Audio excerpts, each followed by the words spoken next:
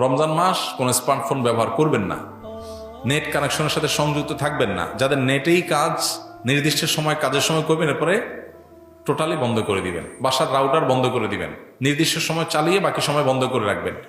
Decision নেন, দেখবেন আপনার রমাদানের অন্য 10টা-20টা প্রস্তুতির চেয়ে এই একটা প্রস্তুতি আপনার রমাদানকে অনেক বেশি অর্থবহ করে দিবে ইনশাআল্লাহ।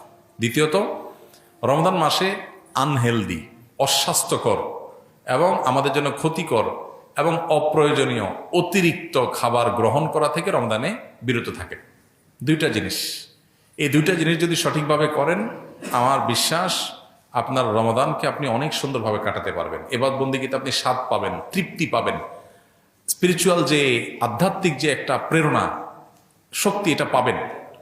এই যে চোখের জেনা হয় সোশ্যাল মিডিয়াতে, এই যে আপনার ডোপামিন সোশ্যাল মিডিয়াতে একটার পর একটা আনন্দ, বেদনা, হাসি, খুশি, বেদনা, বিভিন্ন ইস্যুগুলো আমাদের মনোযোগকে বিভিন্নভাবে বিক্ষিপ্ত করে ফেলে। এরপর ইবাদতে মনোযোগ হয় না, না তারাবিতে মজা পাই, না রোজাতে, না তাহাজ্জুদে, না দোয়াতে, না তেলাওয়াতে কোনো মজা পাই। এগুলো থেকে আপনার সঠিক সুফলটা পেতে হলে আপনাকে নিয়ন্ত্রণ করতে হবে দুটা জিনিস। অনেক জিনিসের খোলাসা দুটা জিনিসের মধ্যে চলে আসবে। অতিরিক্ত খাদ্য গ্রহণ, অস্বাস্থ্যকর খাদ্য গ্রহণ না করে পরিমিত ভালো খাবার গ্রহণ করেন, স্বাস্থ্য ভালো থাকবে, ভেতর থেকে শক্তি পাবেন। আর খাবার যখন এলোমেলো হবে, ওইটা মানুষের আধ্যাত্মিক শক্তিকেও ধ্বংস করে দিবে। এবং তার সাথে মোবাইল ফোনের নিয়ন্ত্রণ, এই দুইটা জিনিস ডিসিশন নেন এবং আপনি লিখে রাখেন, ইনশাআল্লাহ হবে ইদনিল্লাহ আপনার জীবনের শ্রেষ্ঠ রমজান আপনি কাটাতে পারবেন এই দুইটা প্ল্যান করার মাধ্যমে।